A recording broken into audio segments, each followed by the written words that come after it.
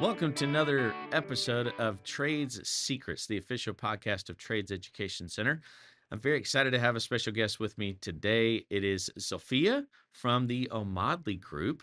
And I'm not quite going to share what they do because it's very interesting and I think it's very powerful for what the skilled trades businesses need and what I think, what they should embrace in our current time. So take it away, Sophia.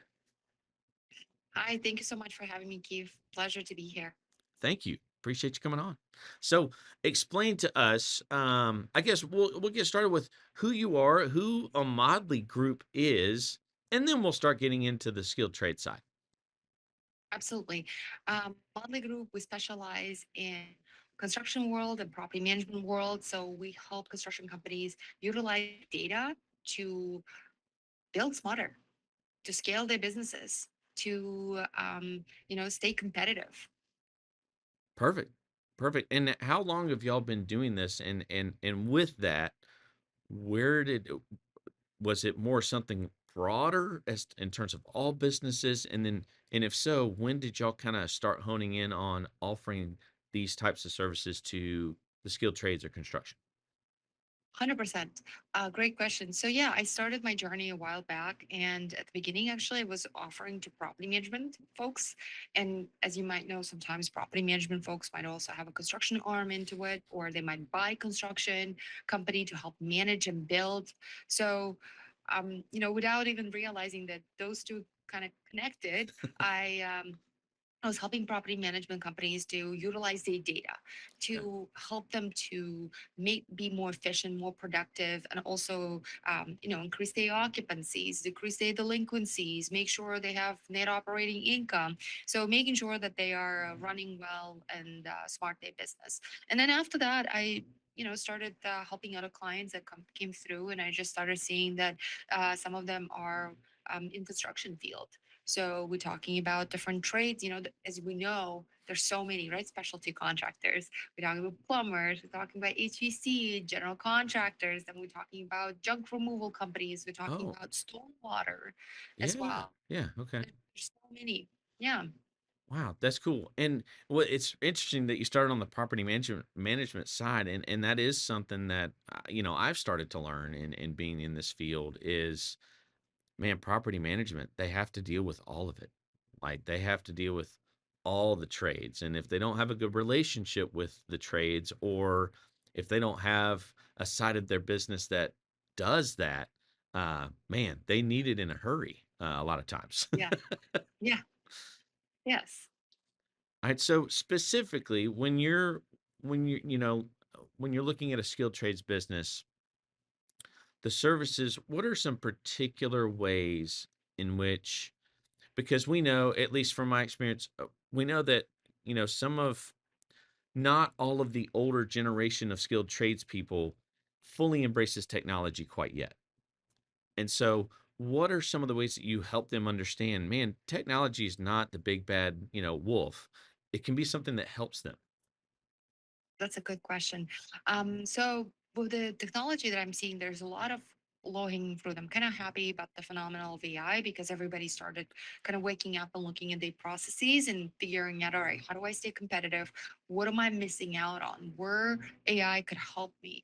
But a lot of times when I talk to trades, construction companies, property management companies, don't even need AI in a lot of processes that they have. First of all, before we layer artificial intelligence, we need to uh, figure out what processes are they repetitive, are they consistent, are they even needed? Because we don't want to automate the chaos, right? Because AI, we're not going to get any ROI on it. It just doesn't help anybody. It doesn't grow the company either. And from artificial intelligence standpoint, it can get pretty expensive because we have to train the personnel. We have to make sure that we train the machines as well on the processes and systems that they use.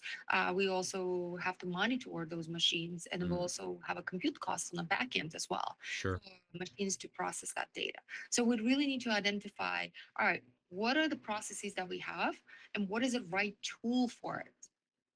Cool. So in technology side, there's multiple different tools to we're talking about, for example, business intelligence, that taking their data and then now digesting it, presenting in a dashboard field, for example, that Mhm. they now can drill through, drill down in real time. So no more spreadsheets. That is a low hanging fruit that we've seen in a lot of companies that already they win because what you track improves. So Mm. if you're looking at your numbers consistently, not in 30 days, not even in 15 days, not in 45 days when your books are closed, but right now you're taking the job. Can you afford that job? How's it doing right now? What are your materials on it? What is your labor cost on it? Are you over budget on it? So keeping tab on it in real time is the key.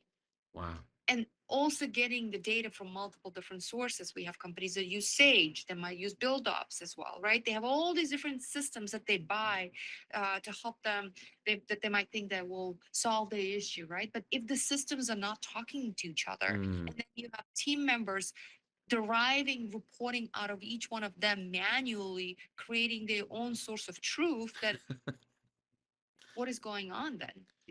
There Yeah. isn't one source of truth that everybody knows. All right, there isn't a confusion if my leadership is looking at these numbers, Mm. that we have PMs are looking at the right numbers as well, to that individual project to make Well, it successful. well, and then because then because you're pulling from those different areas and trying to bring some type of synthesis between all of them. Yes. Well, then you're looking at lag time between when you pulled that and put it together versus the information they need today. Um, right? I mean, what I like already, and what I want skilled tradespeople to hear already in this conversation is just because y'all are coming in to help doesn't mean you're automatically going to do A through Z. Yeah. It's a conversation, it's a relationship that you're going to develop to say, okay, what do you do right now? um Essentially, what the buzzword, what are your pain points, right? And then how can we help you with that? It's not an automatic, we're going to do XYZ. It's, let's look at your company, your needs, and let's find out what works best for you. I think a lot of people need to realize that just because they are talking to a company that specializes in, excels in technology use, doesn't mean they're going to throw everything at you. Go ahead. So interesting. I'm in a coaching with Dan Martel, and he has this great framework that's called 4 C's to become world trade. World So to become a world level based company in your business, in your industry, for example. And what he says is 4 C's. Number 1 C is capital. You need capital, for example, to hire people that are talented, right? To buy equipment, to buy materials, whatever that you need to finish your product or services. Then we've got also content. So that goes to your SOPs, your playbooks, your handouts, anything to equip and make your people successful at their job. Mhm. So kind of train them properly as well, but also goes to content, putting the content out there about your services, about your Mhm. company, what you do. So as you know, right now we're in technology age. Long time gone, those times where we had, you remember, newspapers where people would put their ads on, and Yeah. and then they had phone numbers in, right?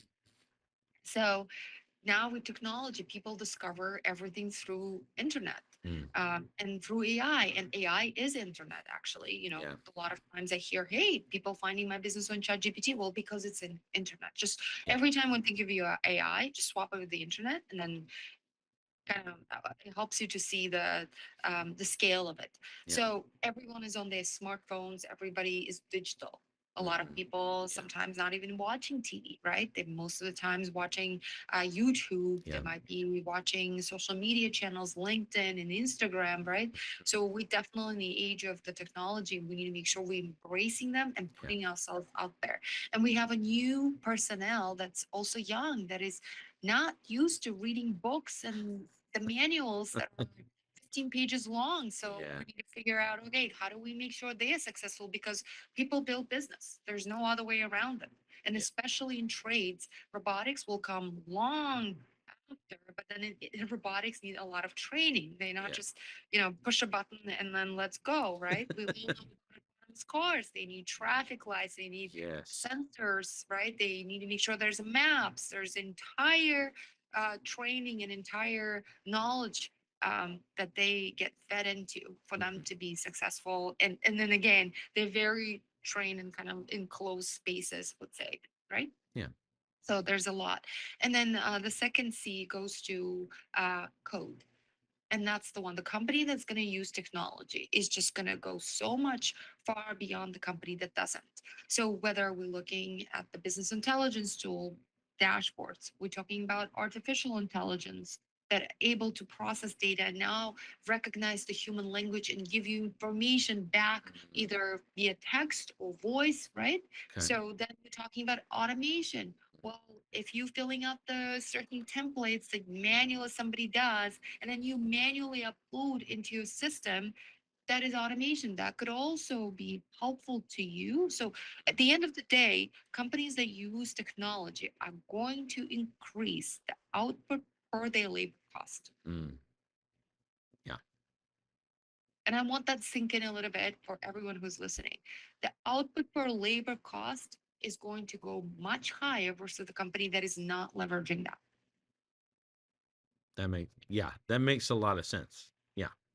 So if the companies want to win and want to be on the market and want to actually show their services, compete with other trade companies, with let's say big GCs that they're waiting contracts on, right? That they want to Mhm. win. Mhm. They want to get in that because they want to get those multi-million, billion-dollar contracts. Well, Mhm. they need to make sure they look at their processes and start codifying them Okay. Got it. I and systematizing them. And then that comes fourth C is a collaboration. Collaboration, right, takes marketing, takes also sales, takes technology partners, takes also the, for example, general contractor partners, right, that will feed them business. Mhm. Also training schools like yours that will help them as well to train their personnel and actually, win because people build business. So every company has two issues. It's either people issue or Mhm. system issue. Mhm. That is it. There's no other issue. And every company, if you take property management, you take plumbing company, you take, maybe general contracting company, all of them have the same thing: sales, marketing, deliver. That is it. Mhm. Sales, marketing, deliver. Just three pipelines that they have to fill to make Yeah. sure that they have constant flow of leads, then that could turn into customers, and make sure once customers give them projects they can deliver on those projects, because then the cycle repeats itself as these people are going to go talk to many other Mhm. customers, potential customers, about them. So every business, doesn't matter it's my business or, it's funny, every time I go to and I speak to construction companies, when they talk about project managing, right, it's literally like me. I take the project, we build the dashboard, or we build artificial intelligence. Same thing. We have to go bring developers in. We have to make sure we have a PMs. We have to make sure we have sales part selling those projects. We have to make sure we have a marketing that fulfills so the entire and the deliver as well. So that is all. And it's just the companies that are looking at their operations to win with their sales. Mhm. That is the key.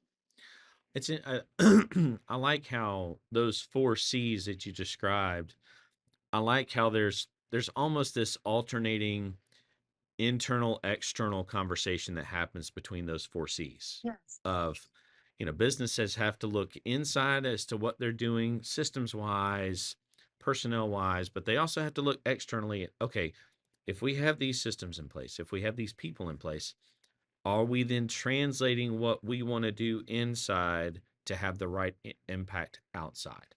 Is that kind of a gist of kind of the 4?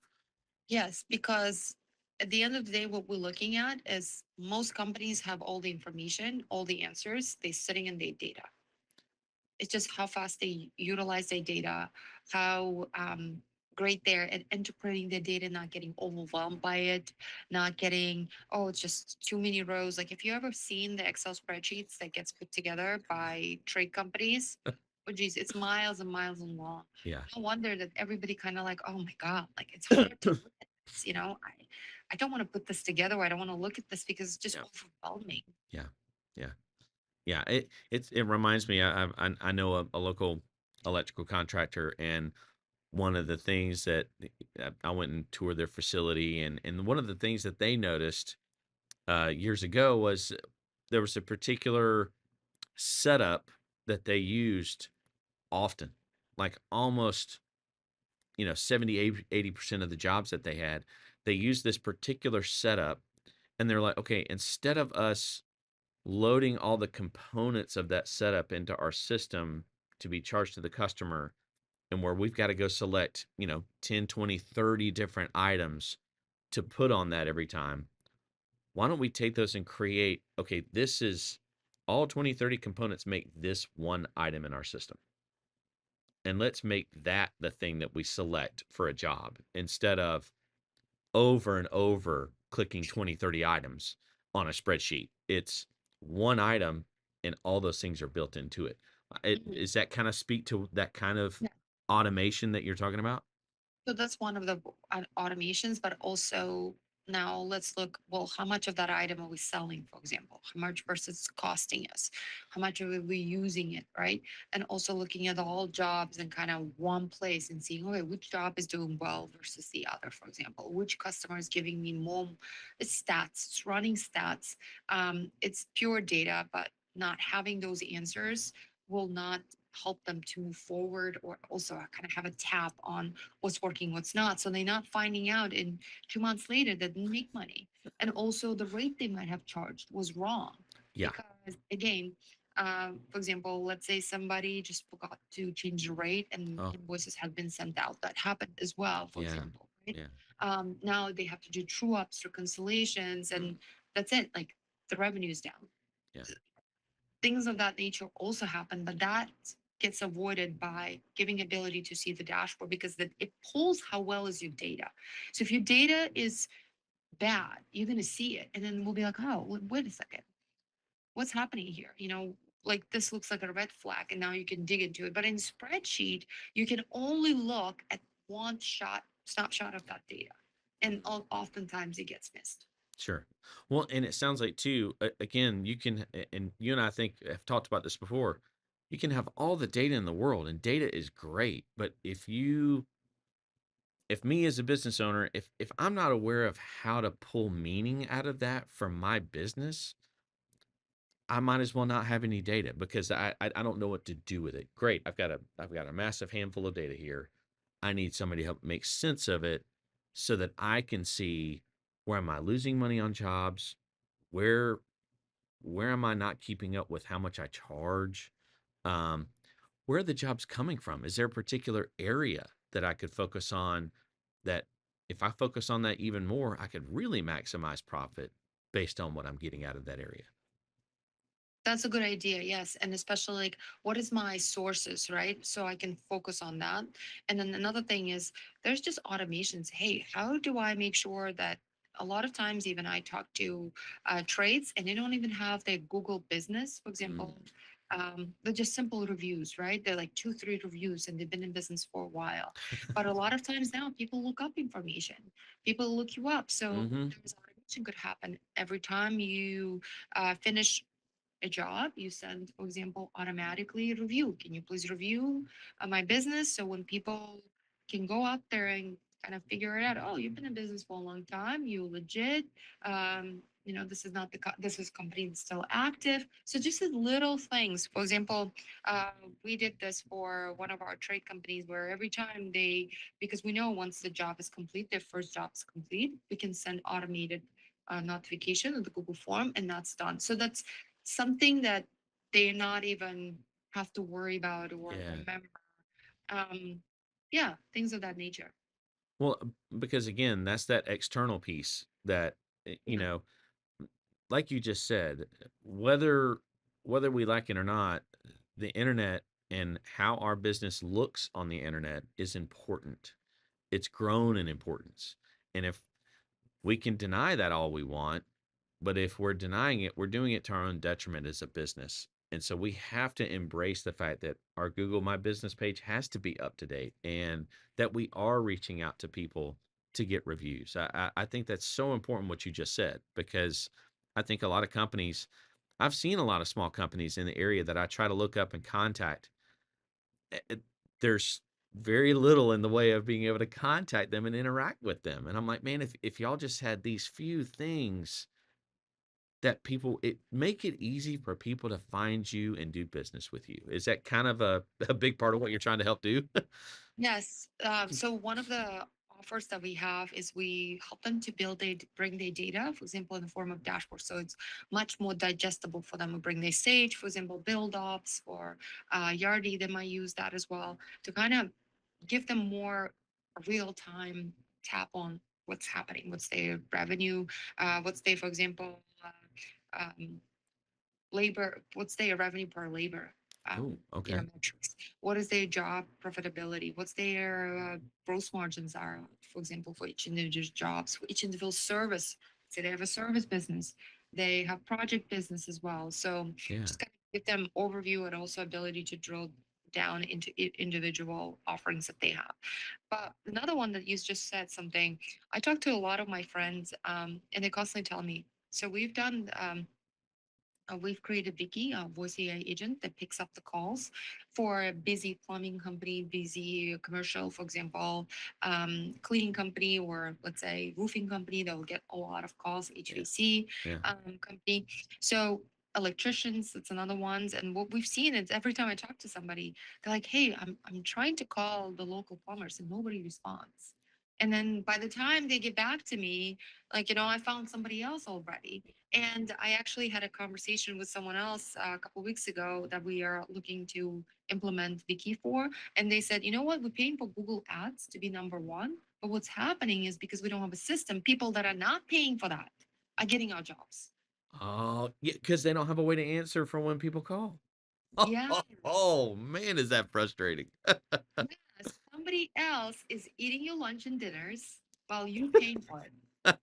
Well, but again, unfortunately, that shows the time that we're in. Somebody came in and told them, "Hey, you should do Google Ads. That's really good for your business."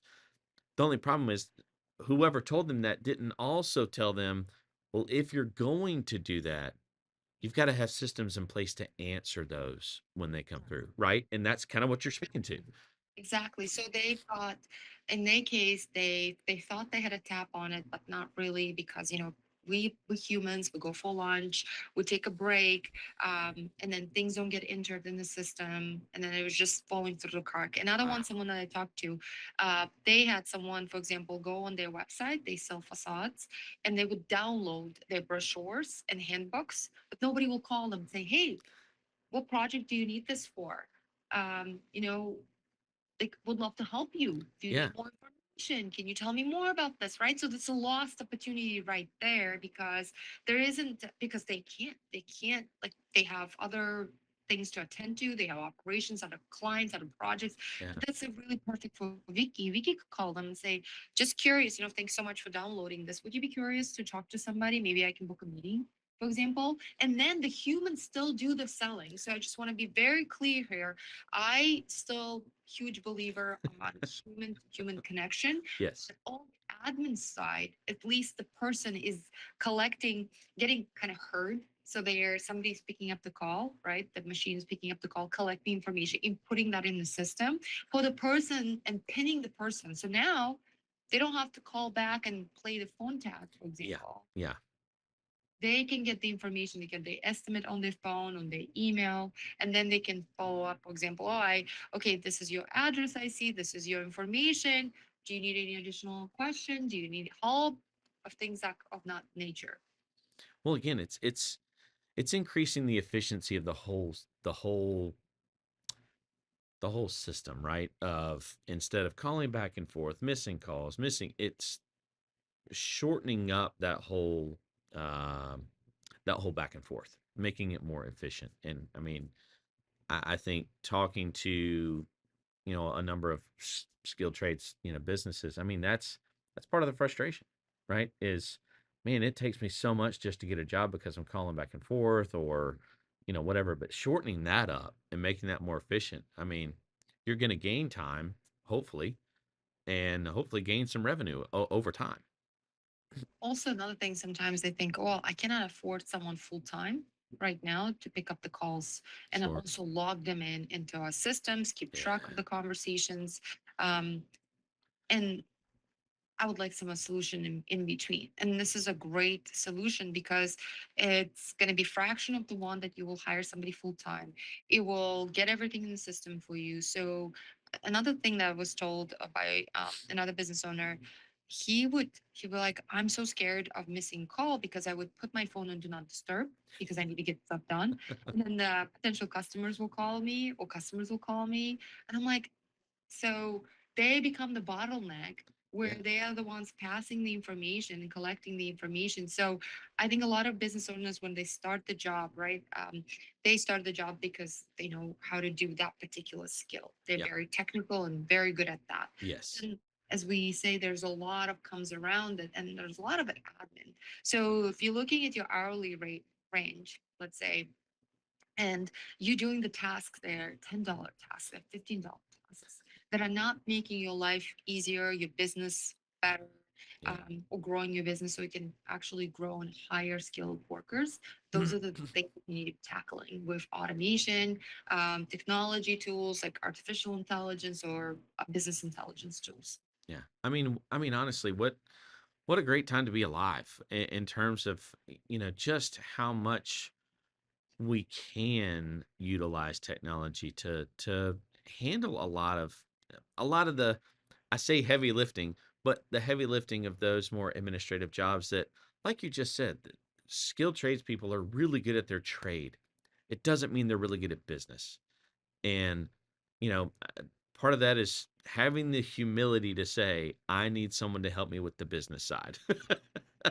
Yeah, and it's totally fine. I think, as I mentioned, every business experience that. It doesn't matter if they provide plumbing services or they provide cleaning services or they would also provide, let's say, property management, right, services, or even let's say barbers, just kind of giving random. Yeah. Every business has sales, marketing, and distribution. So they have to go sell, they have to make sure the market, and they have to make sure they deliver. So all of those three items, they have the admin part that's related to each Yeah. component.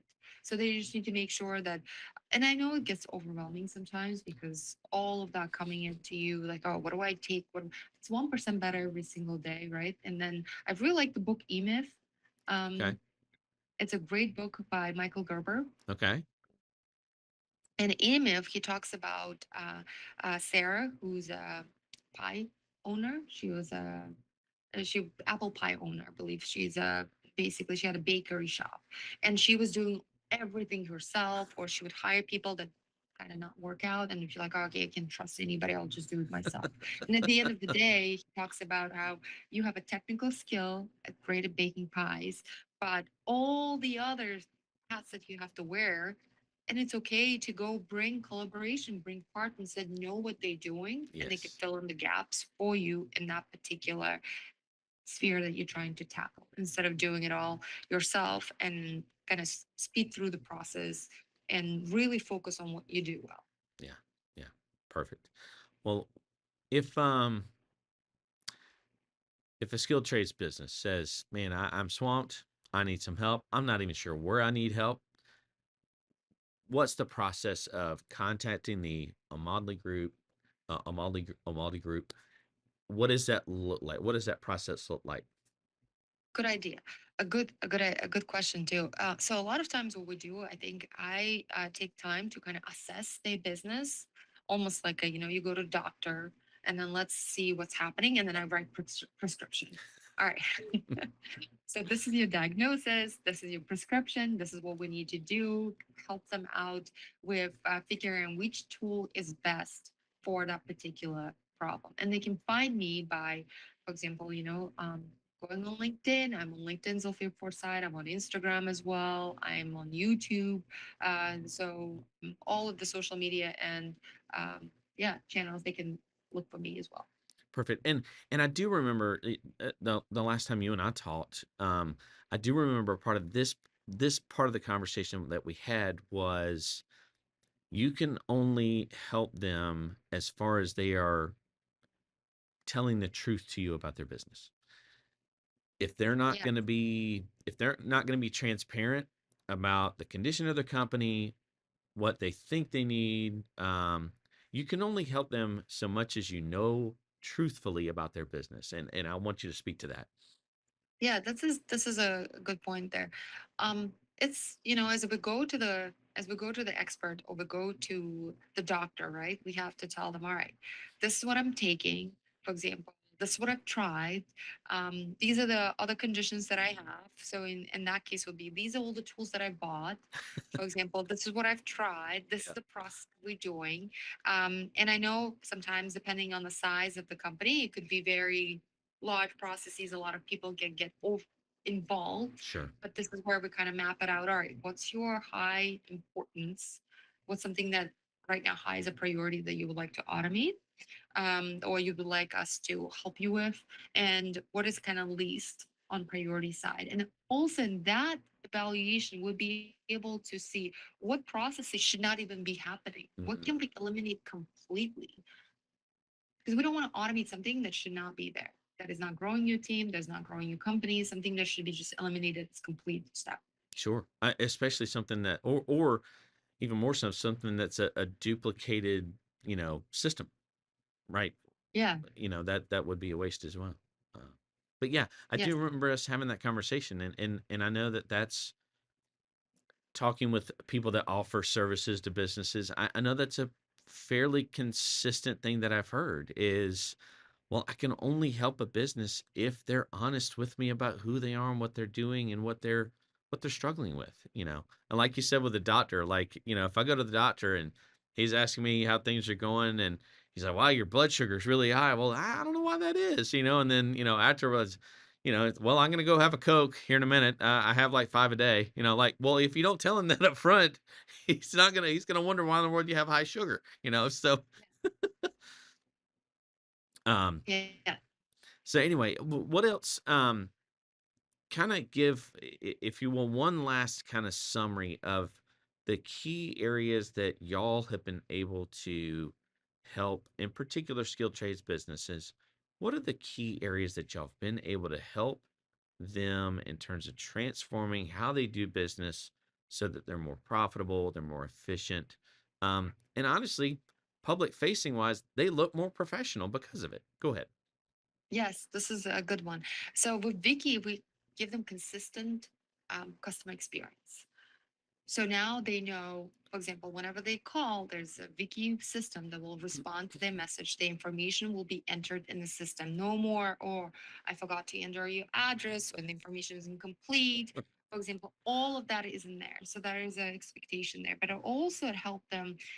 So they went from missing almost 55% of their calls to zero. Wow. So 55% busy line, voicemail, missed call. So Wow. only 45% of calls they were able to fetch before. Now 100% of calls get captured, entered in the system, and they also get visibility on their conversions. So we give them a dashboard, bringing our business intelligence brain on, and help them see, well, how much of your leads, the first time new requests, are converting into being a customer. Wow. So they can see, all right, so they can see the stats. Who's calling me? Are they new customers? Are they exist, or are they new, for example, new potential customers, new Mhm. requests, or they are current customers? And what are they calling about? They have a full visibility on their business. We give them a dashboard, we give them drill through ability. They can see summaries of every call as well. Wow. So that has transformed their business, because at the beginning they wanted to have a tap on their marketing efforts. They wanted to see, all right, if I'm bringing these calls from Google Ads, and we have Mhm. ability to also classify those calls if they're coming from Google Ads, well, Wow. how many of them are coming? Okay. And how many of them actually getting converting? For example, if we have a new request, let's say, 10 requests, how many of them are buying and scheduling our services? What's the percent there? And then who are they? And they able to kind of drill through, see their names, see all the call summaries, for example. And also they can see how many complaints do I get? What are people talking about? Because a lot of times they don't even have a visibility on what their customers are telling them. So consistent custom experience improves their product, improves their service, makes them a leader in their industry and in their area. I love it. That's fantastic. So then, as a company does that with you guys, Is this a yearly contract? Is it a month to month? What does that kind of look like as well in terms of, what should people expect when they come to you? What kind of a commitment do y'all would y'all like from them? What a commitment are they going to get from y'all? We do white glove service. So that means is, for example, if you're looking Wiki on installing um, AI phone system that is 24/7, we map out the entire process. Because by this time, now that we've done multiple, for the receptionist, we really have a couple of categories that people call. But it can get very extensive because they would, depending on the workflow, how these calls need to be handled, for example. Sure. So you really have the new potential leads calling you, so new potential customers, so new requests. Then you have your existing customers. Then you have people that are looking for a job, that want to get employed in your company. Then you have also people that are trying to sell and offer some goods and services for you, which have business matters for you. And then you might have some if additional, let's say, fire admirals will call you if you're an electrician, for Sure. example. You know, so how then each of those will be handled with separate workflow. You want to implement them in the system? How do you want to qualify your new customers, for example, that are calling you, that make sure that you can offer the service and they good fit? Um, then do you want some sort of notifications to be sent in Slack? For example, after that gets inserted in the system, do you want certain team members be pinned? Hey, there's a new request form, attend to, for example, right? So all of those, depending on, it really turn into full blown now workflow. And now something they have not had before. Now they have a process, they have a system, they have documentation on it. So then when they grow and scale, they have the system, the It's all process. there. It's all there, exactly. And Vicky is trained on it as well. Wow. Wow. So then we also produce dashboards. So this entire, I would say, it's been about 5 to 7 weeks sometimes of a process to kind of, because now we have to map everything out. We have to sit with the stakeholders. We have to ask them, well, how do you want this to be handled? How do you want that to be handled? What type of notifications do you want to receive, for example? A lot of times they don't even have a tap on what before has been happening on phone calls because of there no visibilities on what's the volume of phone call, how we've been responding to the phone calls, for Wow. example, where they coming from. And now the data that they have can transform their customer experience, can transform their services, their products that they offer, give them visibility on their financials as well. Do they need to hire additional crew members, for example, to perform this job because they have more demand that's happening? Yeah. When is that demand happening? When is the call happening? What hours are mostly people are calling? Mm-hmm.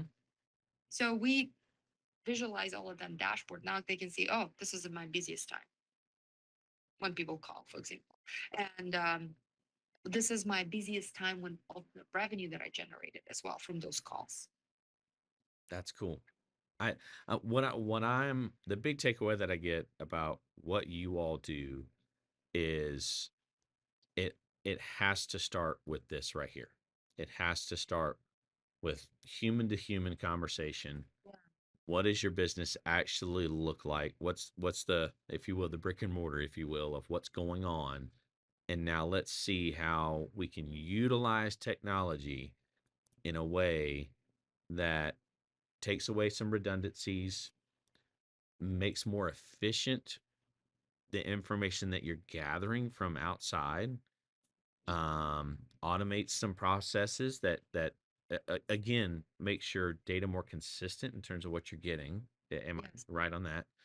And then also makes interaction more consistent with customers as well. Yeah. So one more thing I want to say is that our wiki is multilingual. So we added Spanish for it. Wow. So, and that's huge because we also had heard from our clients say, we have a Spanish crew, for example, and sometimes they have questions about HR benefits, for example, maybe some workers' comp questions, safety questions, right?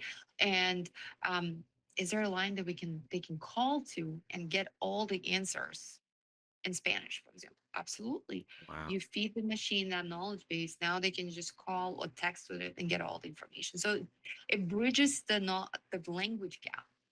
It Wow. brings people together, give them tools so they can be successful, so they are all well informed. So there isn't like a broken telephone just going back. Well, and I thought I was done. with this conversation until I just realized when you said that about HR concerns, because we've mostly been talking about external, customer facing Yeah. things, but you'll also help on the internal side of Yeah. helping companies be able to communicate with their employees better, expectations, like you said, your policies and procedures. Y'all help with those too. Yes. So what you can do with the artificial intelligence, right? They can call in the line because the people that could be calling, actually, you're right. Another line, some of your people that are stuck somewhere, they can call the main line. Hey, tell so and so, right? So communication, basically, it's improving the communication, filling the gaps, whether it's a language gap, knowledge gap, and making sure that things are systematized. Wow, that's fantastic. Well, I'm hoping what skilled trades businesses are hearing is that technology can and should be something that they utilize to help, at the very least, maintain what they're doing, if not do it better and be able to grow better. Is that? Yes. Yes. So the idea is they've got all the data. How are they leveraging the data? How are they communicating? Is just pick different tools that are right to get the insights out of data to make the most informed decisions. Which then goes to, if you're not utilizing your data, that's wasted money, right? That's wasted Yes. money and time because you're getting, like you just said, you're getting that data regardless because of the systems you're currently using. Make use of it. So I was talking to the big multi, I was talking to a big $6 billion company in construction. And what they told me is they are very much on top of their data. They're building data lakes, for example, where they can take their systems information from like Sage, build ops, and also the internal docs as well, all kind of into one space where they now can pull out different reportings that they want, the visualization they want, or chat with the information that they want. Wow. So different things that they can equip their leadership team and their teams together to be more successful so they can move faster and Wow. they can make less mistakes as well. Hmm. Um, so when I was talking to them and I was showing them our wiki and also our Foreman is a knowledge base agent, where basically you can put your standard operating procedures and now kind of ask questions. That we did it for um, Bonneville County is actually one of our first pilot with them. Wow. Um, they put in their commissioner minutes, they put their ordinances, and now they can just kind of ask questions. But that could be transferable to the constructions as well. Wow. So taking their internal docs and quickly ask questions based on that with verified page numbers and screenshots and everything. So they have to no longer have to go dig through the information. And the feedback that I've got was like, what you got is needed. So if you go show that to mid-market construction companies and they use that, they can compete with us. They can go leverage the data they have, the system they have, and now they have the superpower as Wow. well. Wow. They So yeah, it just opens up opportunity, yes, which I mean, I think everybody's looking for opportunity. yes. So, well, again, you said obviously, I think you and I found each other on LinkedIn, I believe. And so you're on LinkedIn, you're on YouTube, Facebook, all the places. I'll make sure I have some links so people can find you there. Um, but man, I surely appreciate you coming back on with me. And thanks again for your time. And I really hope people really hear from you and from the Almaldi group that technology is your friend. Embrace it. It can do, especially through a group like you guys, it can really be used to help grow into something maybe you haven't even thought of growing into before. I would say if you're coming and listening to this podcast and just say word trade, and I will send you my Notion link. It's packed with AI tips. For example, how to write your LinkedIn page, for example, how to create content, right? Based on your testimonials, based on your work that you're doing, for example. It has all of the prompts inside. Wow. also have a tutorial how to write a better prompt as well that are absolutely free, how to create your own AI assistants as well. And every time, and I have some marketing and sales tips in there as well. I'm building that beast every time I'm learning. I'm just sharing and putting everything in there as a links, as a Google Sheets for others to kind of dig in and yeah, and use them as well in their businesses. Awesome. So the word was, if they comment the word trade, did I get that right? Yes. Okay, you heard it. Comment the word trade and reach out to Sophia and get on the road to utilizing technology in a better way than you could have imagined before. So, thank you again. I appreciate your time. And, folks, thanks for joining us for another episode of Trades Secrets, the official podcast of Trades Education Center. Again, I'll give you one last chance to say goodbye and go ahead. Thank you for having me, Keith. Happy holidays. Thank you so much, Sophia. Have a good one. Thank you, guys.